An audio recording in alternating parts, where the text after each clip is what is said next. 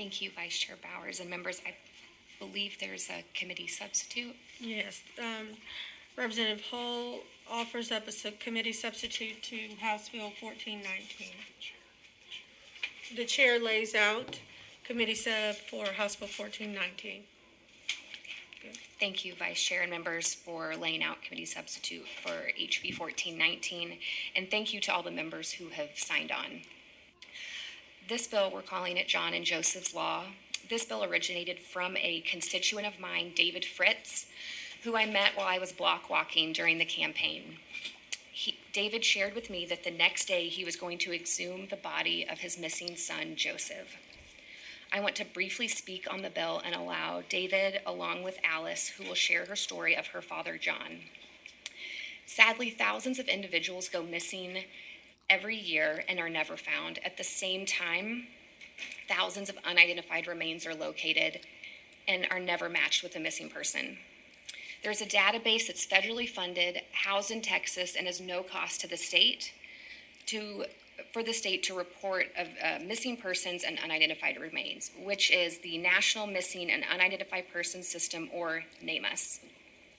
NamUs has a public database that anyone can access. There's also a professional side for law enforcement and medical professionals, which has additional medical and case information which is not accessible to the public. NamUs is a no-cost tool to solve cases, help save time, money, and resources, and bring closure to heartbroken Texas families. The committee substitute would require law enforcement to enter a missing person into NamUs within 60 days of the report of that person being missing. This is extended from 30 days in the introduced version to ensure law enforcement is only required to enter the long-term missing persons. This would also require justices of the peace or medical examiners to enter unidentified remains within 10 days of gathering data, or no more than 60 days after the death is reported. The introduced version was law enforcement, but the committee sub is whoever does the death inquest. I have worked with law enforcement agencies, justice of the peace, medical examiners, and I believe the Sheriff's Association has dropped a card in support. I'm happy to answer any questions and would like to reserve the right to close. You have that right. Members, any questions for Representative Hull? Okay, we'll get you back up in a few moments here. We'll start with our witnesses. Sheriff Hawthorne. Chair calls Sheriff Hawthorne.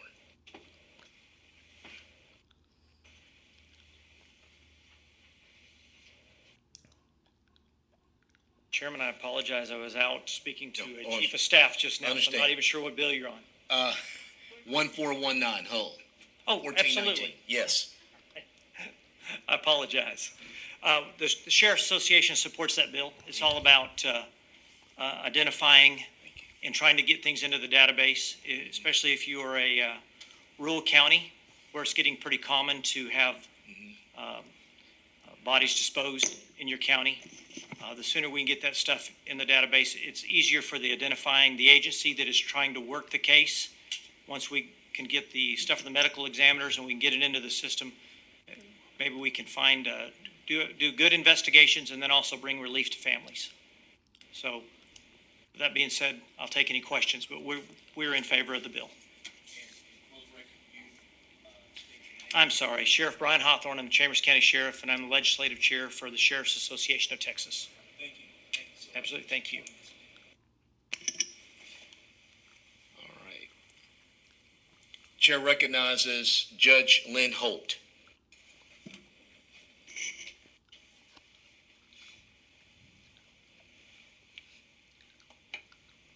How you doing, Judge? Chairman White, good to see you again. Good to see you, too. Good to see you. I'm Lynn Holt, Justice of Peace, Precinct 4, Bandera County.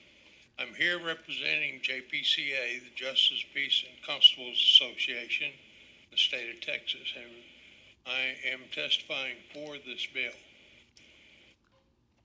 We have needed this for a long time, a centralized place where law enforcement and justice of the peace who are acting as medical examiners, and I'll bring you up to speed on that. In the state of Texas, if your county is not serviced by a medical examiner, then the justice of the peace must act as a medical examiner for that county. This happens a lot in rural Texas, specifically South Texas. They have a lot of unidentified bodies in that area down there. And what is needed is a centralized place where information about that body, clothing, jewelry, any tattoos or marks, anything they might have had with them can be entered into that database, and other law enforcement agency, even the public can review that information, and then they might see something they recognize, and we would be able to identify that loved one. It's going to be a little extra work on us, but we're used to going into databases and entering information as a medical examiner because we do all the death certificates, the TER system. Training is going to be minimal. It's an easy system to use from what I've seen and read about. So we're in favor of this bill and hope that it becomes a reality, because we might have a way to give some closures to some families. Okay. Any questions? Any questions of the judge? Thank you, Judge. Always good to see you. Good to see you. Yes. Chair recognizes Alice Almendarez.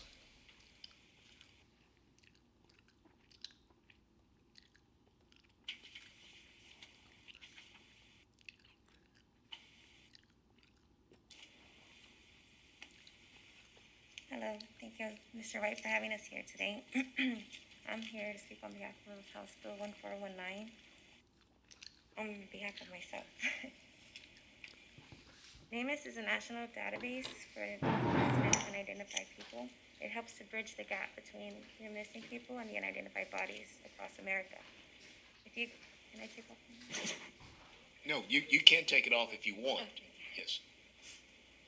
If you go missing on one side of a county line and you're found on another side of a county line in another jurisdiction, there is no guarantee that someone will make the connection. It happened to my father in the same city and county. My father lived in Houston, Texas, and Harris County.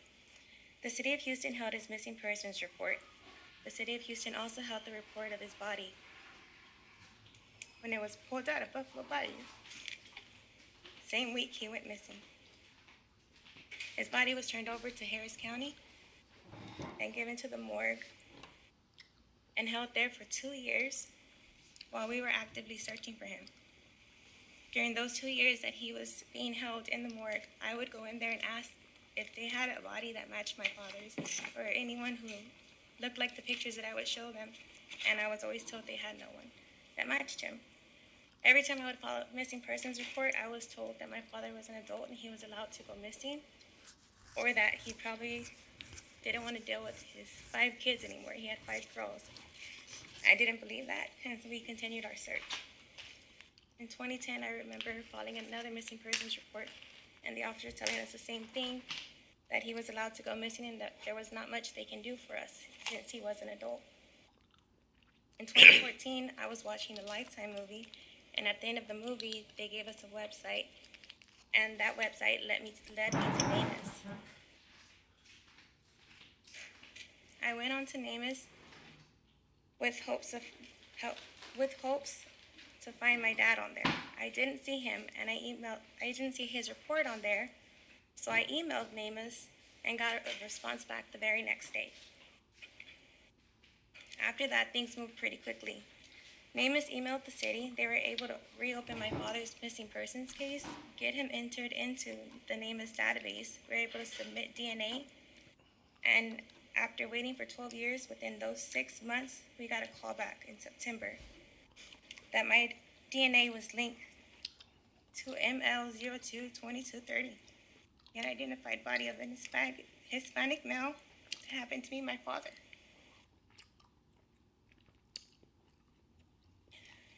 If his unidentified report and his missing persons report was entered into NamUs, I could have made this match myself. All law enforcement had to do was enter it. I knew his height, his weight, his hair color, his scars. I knew everything about him because he was my dad. I just didn't know that Namus had existed. Since finding my dad, I've been able to volunteer in different missing persons events around Texas. And I can tell you that at all those missing persons events, there are still families that don't know that Namus exists, and still families that, when they find out it exists, cannot find their missing persons or their missing loved one on the database because right now it's not mandatory.